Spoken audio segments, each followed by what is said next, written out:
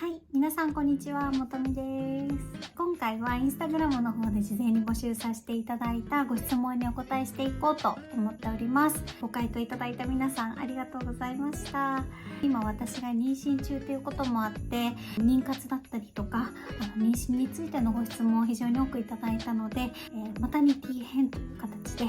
動画を撮っていきたいと思っております。よろしければ最後までご覧いただけると嬉しいです。ではスタート。じゃあまず1つ目のご質問にお答えします。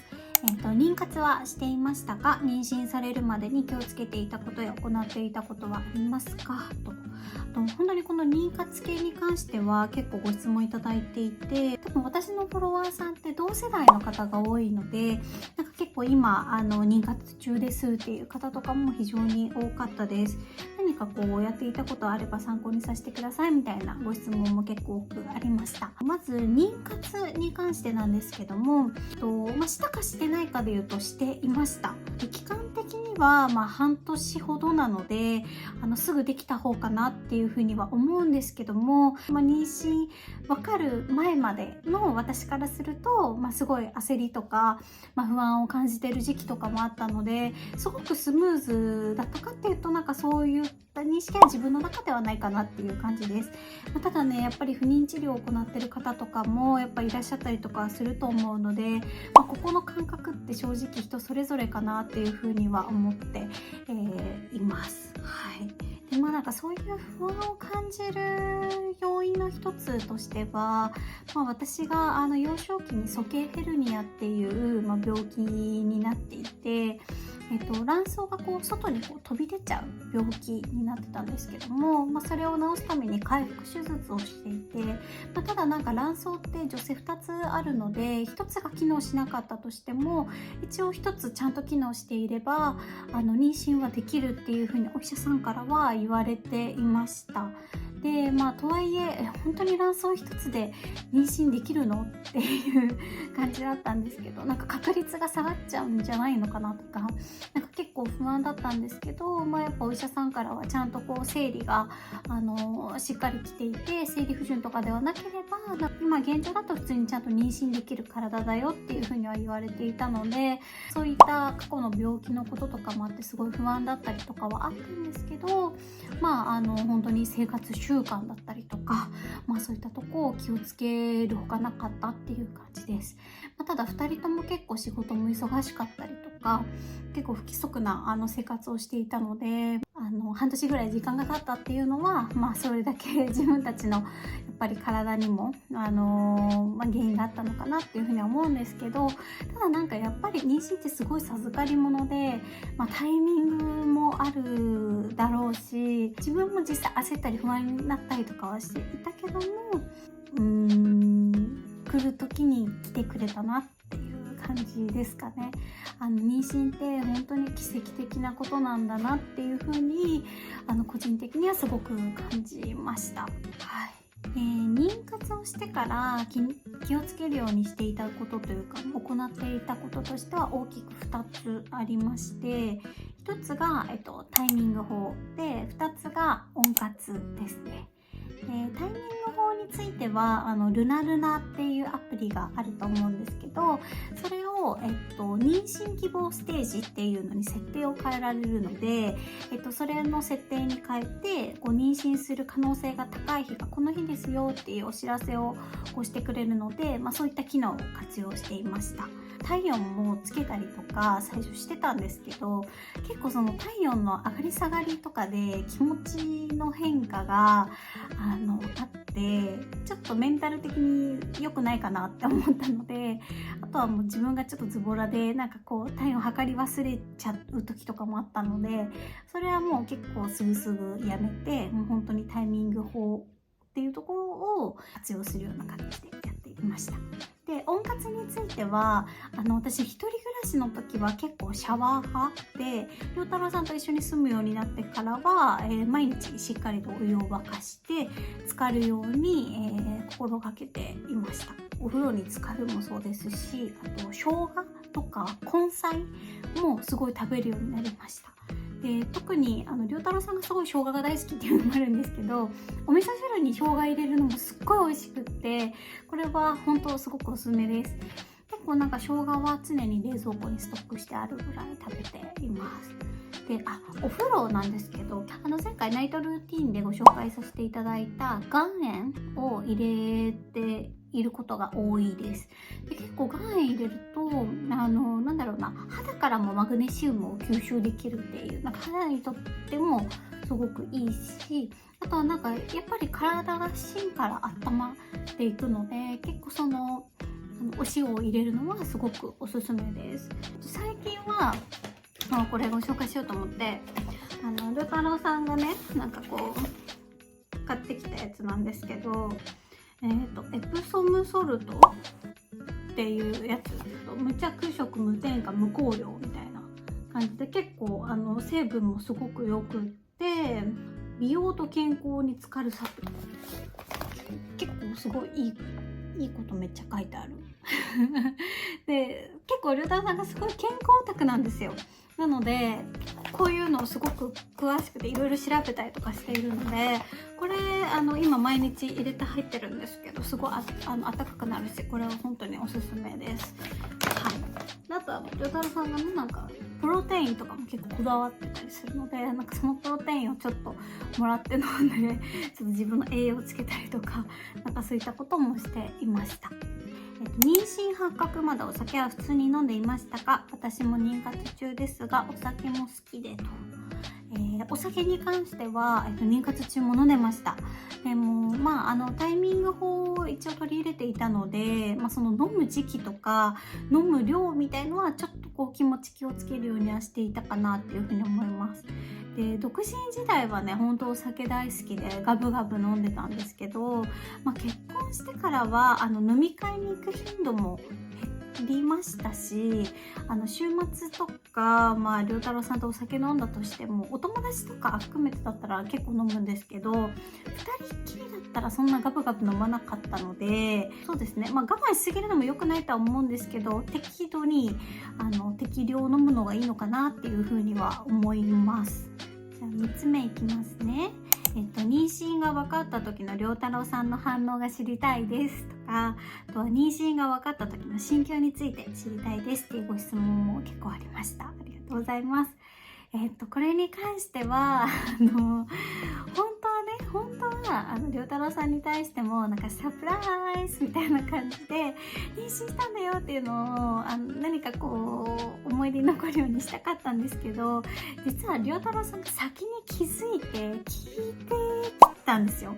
なので私がこう想像していた妊娠の発表とは全然違う感じになりました。はい。すごい喜んでくれましたし、2回検査薬したんですけど、2回やって出た時に、陽性が出た時に、妊娠したんだってすごい嬉しかったのを覚えています。なんかその妊娠したって分かった後は結構良太郎さんがこう髪の毛、仕事に行くために髪の毛セットとかしてる時とかもずっと俺ついにパパになるのかとか、なんか名前どうしようとか言いながらすごいそわそわワクワクしていて、なんかすごく可愛かったなっていうふうに思います。では次のご質問いきます。葉酸サプリなどは飲んでいましたかっていうけど、妊娠初期のタイミングだけプレミンという、サプリメントを飲んでいました。たくさん調べて、それにしました。初期の段階だけはちょっとちゃんと足りない分の栄養を摂取しなきゃなっていうふうに思って調べて、その中でもいいなと思ったそのプレミンを飲むようにしていました。はい。予定日はいつですか？私の予定日は2023年の4月の11日が予定日になっています。ただね、切迫早産診断を病院からされていたので、妊娠8ヶ月のタイミングでもう子宮頸管が3センチ切っていて、産休に入るまで残り数週間みたいなタイミングで、ドクターというか、もうこれ以上お腹の張りが続くのを避けてくださいみたいな、もう自宅で安静にしていてくださいみたいな感じになって、いたりとかしていて、結構その時は本当にもう子宮頸が2センチ切ったら入院だから、もう本当に気をつけるようにしてねっていう風に言われていて、なんかもしかしたらこのままだと3月生まれになるかもよみたいな感じで、言われていましたね。で、今は子供自体も結構平均よりちょっと大きめで、頭の鉢とかもちょっと大きめで、良太郎さんもね、なんか赤ちゃんの頃鉢大きめだったらしいんですけど、ちょっとこう大きな子供なんですね。ただ私身長が149センチなので、この母体に対しての赤ちゃんの成長が結構早いというか大きいっていうのを言われているので、もしかしたら予定日よりちょっと早く出てくる可能性はあるかなというふうには言われていますし、なんか個人的にもなんか早く出てきちゃうんじゃないかなってちょっとそわそわしています。ただね、なんか3月と4月ってちょうどその学年の変わり目なので、4月2日以降ぐらいまでお腹の中で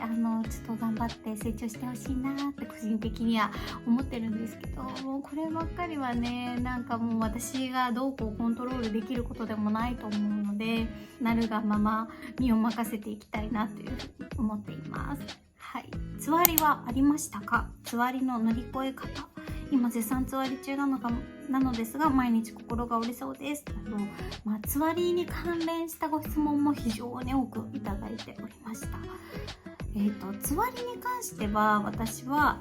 食べづわりと匂いづわりの2つがありました。で、吐きづわりがなかったのが唯一なんか私の中では良かったのかなとは思うんですけど、食べづわりもまあまあ辛かったなとは思ってます。はい。なんかどんな感じだったかっていうと、私もともとすごく小食で、ラーメン1杯とかパスタ1人前とか全然一人で食べきれないタイプだったんですけど、なんだろうな、すごく食欲が増して、お腹が空いたりとか、何か口にしてないと気持ち悪くなっちゃうみたいな、常に何かを食べてるみたいな、空腹にならないように何かを食べ続けてるみたいな感じでした。食べるものが妊娠初期はサンドイッチと、あとおにぎりとかパスタとか、なんか炭水化物ばっかり食べるようになっちゃって、なんかそれもあってもう本当にブクブク体重が増えていっちゃいましたね。もう見てお分かりの通りなんですけど、今まで出してる動画の顔よりもすごいムチムチに、なりました。もう今すでに、今妊娠9ヶ月で、もう来週臨月10ヶ月になるんですけど、もう11キロなので結構ムクムクに成長しております。はい、本当に辛い人は辛いんだろうなっていうふうに思うし、この辛さってなんか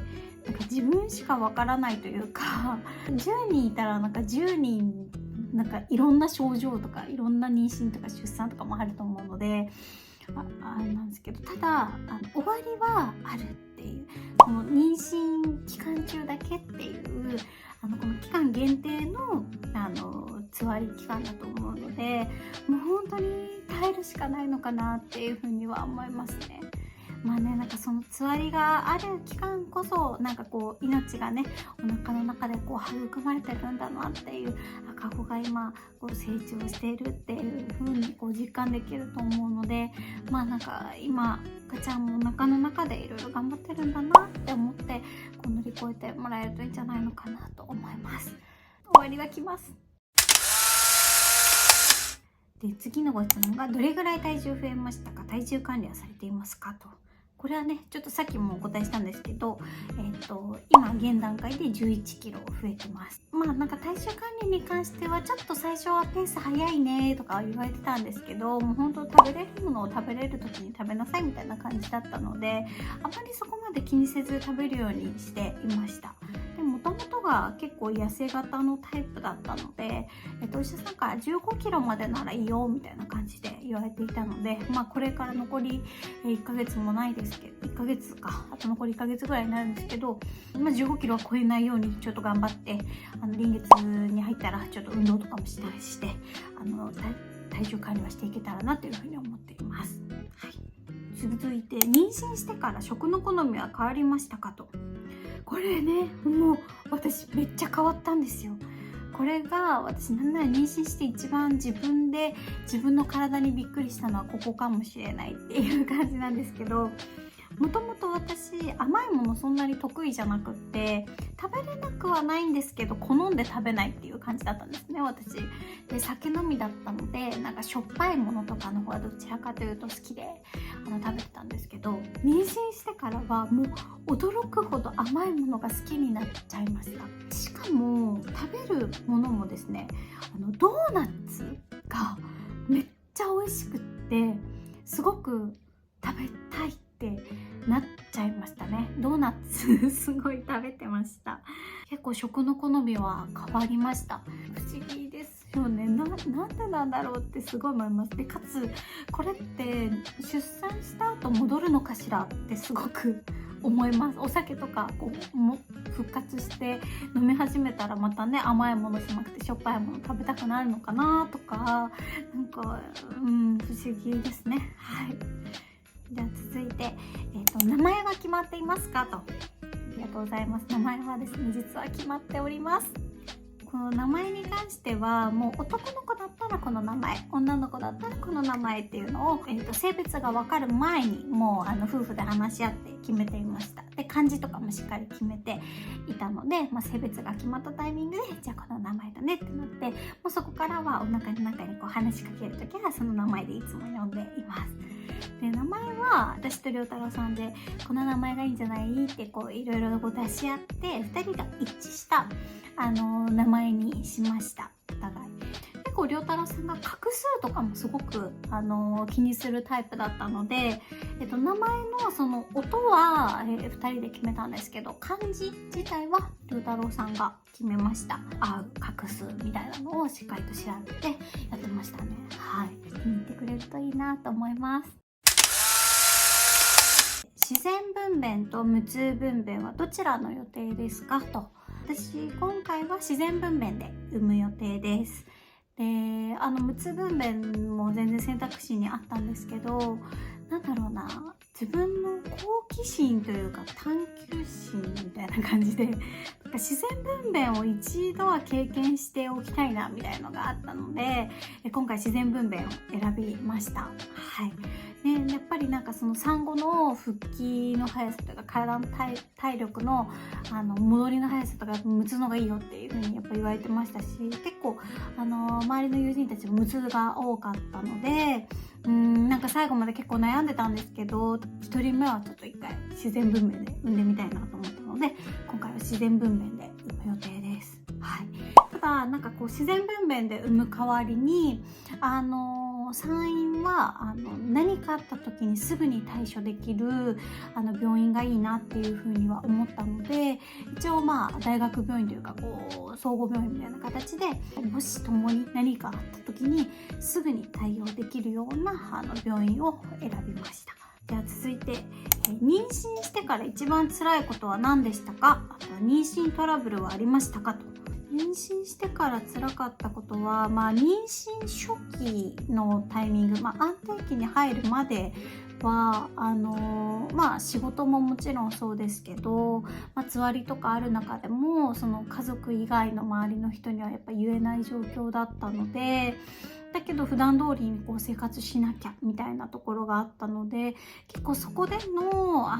メンタル面での不安定さとか、あとはお腹がねやっぱり出てくるのって6ヶ月ぐらいからだったかなと思うんですけど、それまではこう赤ちゃんがちゃんとこう元気に育ってるのかなとか、なんかそういうのも分からなかったので、やっぱりそういうのでちょっと不安に思うことはあったかなというふうには思ってます。でその時にはエンジェルサウン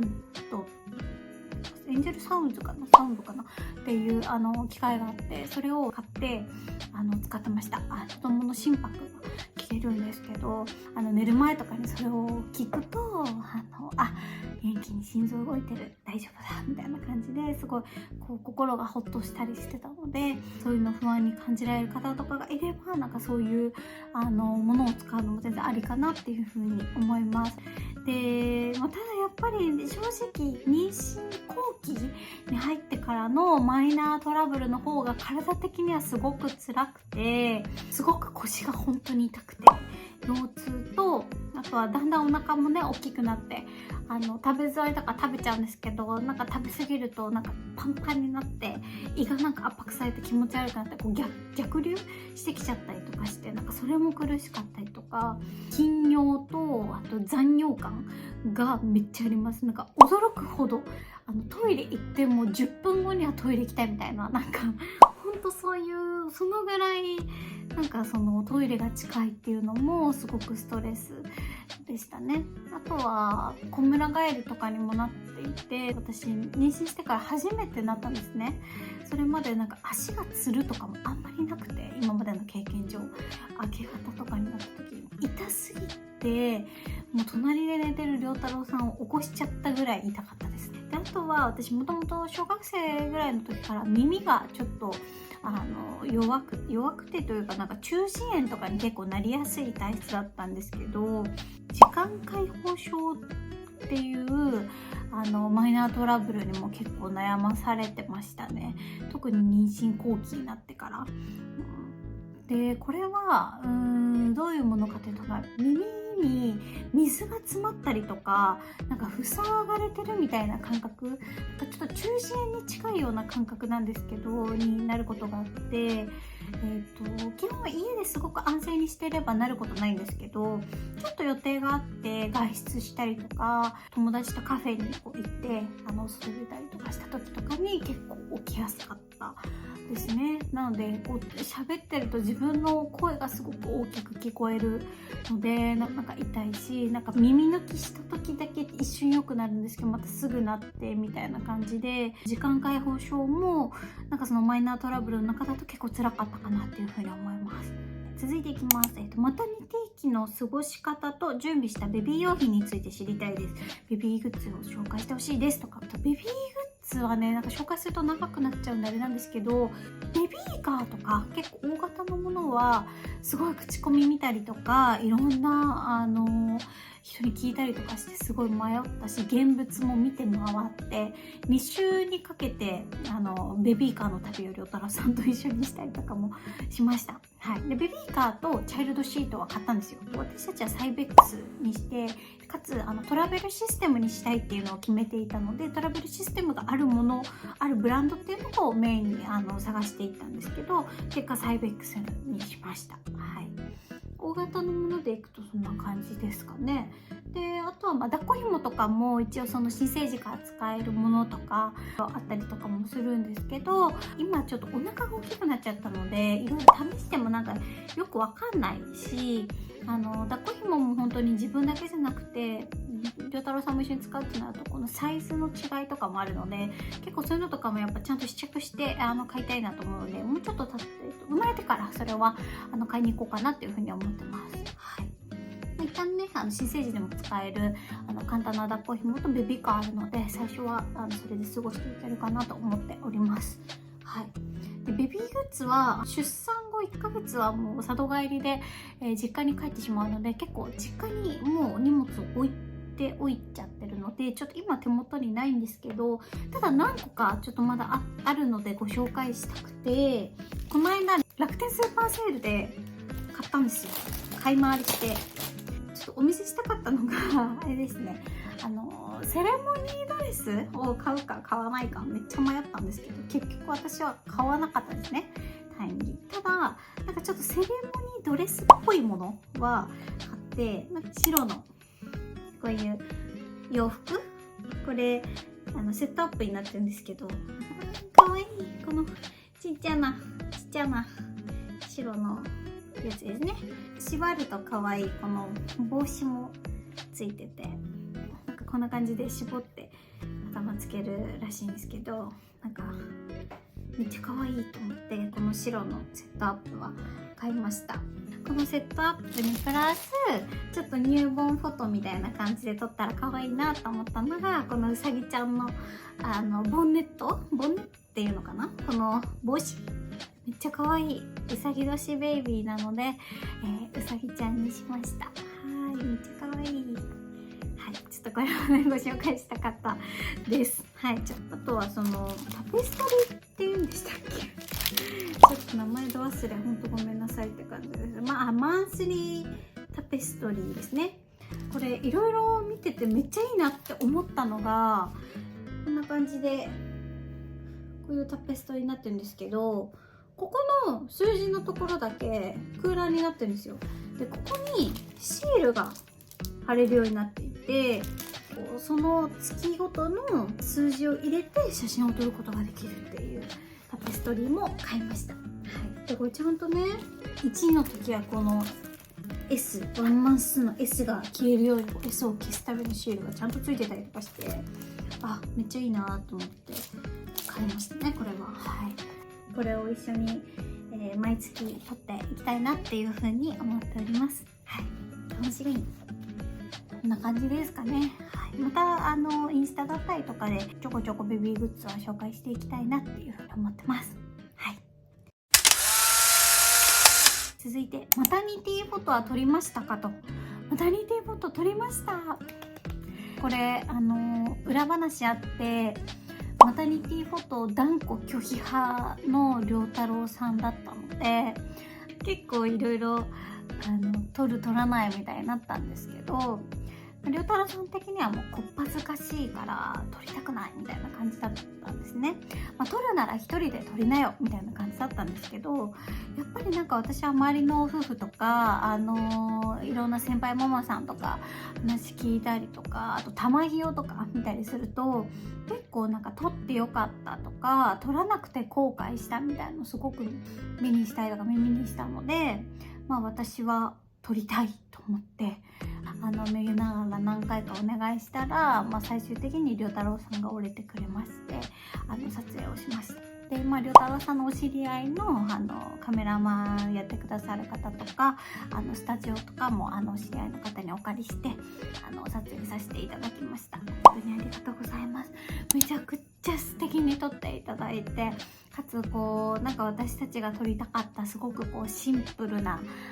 感じのマタニティフォトが撮れたので、個人的にはすごく大満足しています。もしね迷ってる方とかいらっしゃったらぜひね撮っていただけるのがいいんじゃないかなと思いますし、やっぱ結構男性はねなんかこっぱずかしいみたいなのあるかもしれないんですけど、私たちはなんかいわゆるザ・マタニティフォトみたいなお腹出したりとかなんかそういったことは全然してなくって、なんかシックなシンプルな感じのマタニティフォトを撮ったりもしたので、なんかもしねそういう旦那さんとかがいらっしゃったら、なんかこういうマタニティフォトもあるんだよみたいな感じでお話しいただけるといいんじゃないかなと思います。はい、個人的になんで撮りたかったかっていうと、やっぱりマ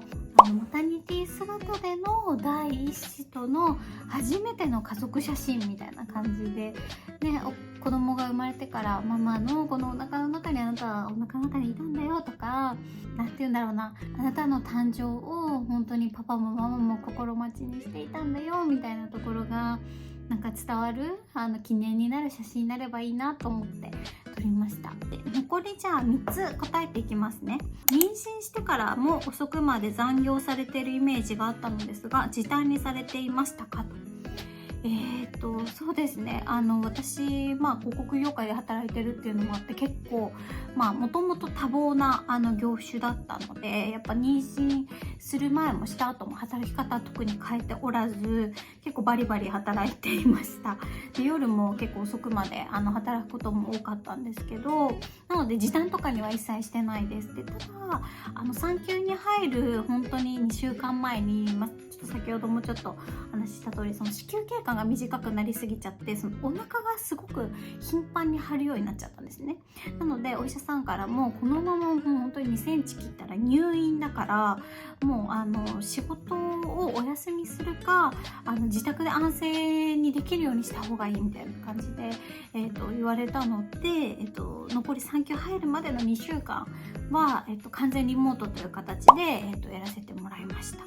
そのあたりは私の直属の上長が、すでにお子さんが2人いて、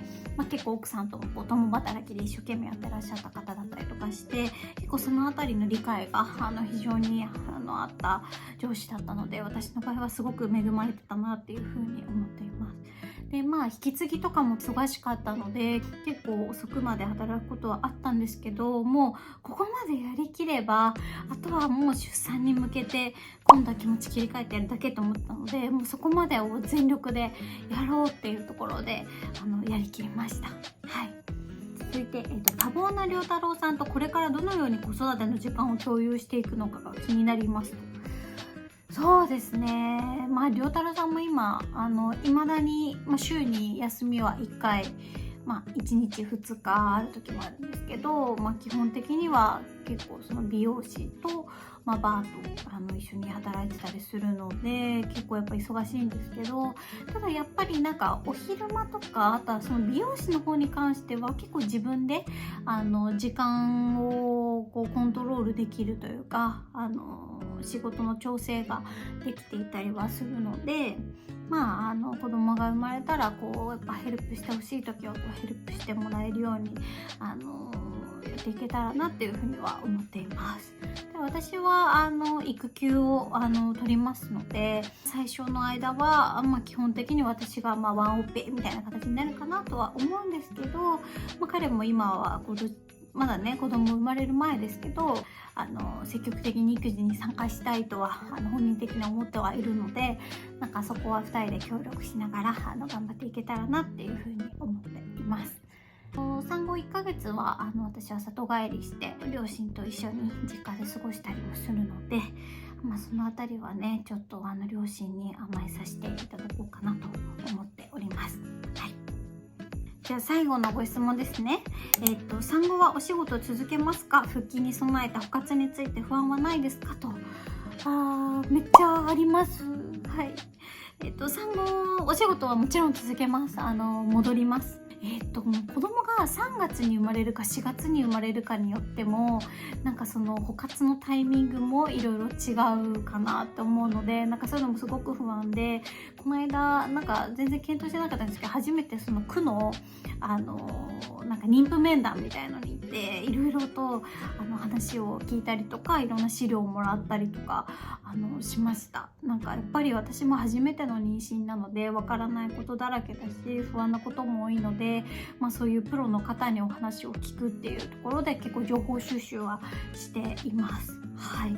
仕事に関しては幸いにもなんか何ヶ月で戻ってこいみたいなのは会社から全然言われてなくて、1年ぐらい取る前提で今います一応。ただその、保育園早い段階で入ったら半年とかで復帰できたらいいかなって思ったりとかもするんですけど、こればかりはねなんかよく聞くのはもう子供が生まれる前はすぐ戻る気満々だったけど、生まれたらもうそばにいたくなっちゃって育休しっかり丸々取りましたみたいなお母さんのお話とかも聞いたりするので、その時々の生活の部分だったりとかに流れに身を任せるじゃないですけど、ある程度こう知識としては持っておきつつもなんかそこは柔軟にその時の自分の気持ちだったりとか良太郎さんのお仕事の状況だったりとか、なんかそこはもう都度夫婦で話し合って決めていくしかないかなっていうふうに思ってます。全部でどんぐらい答えたんだろう。めちゃめちゃお答えしてすごい長くなってしまったんですけども、妊活だったりとか妊娠についてのご質問は以上にしたいと思います。たくさんご質問いただいてありがとうございました。また次の動画でお会いしましょう。バイバーイ。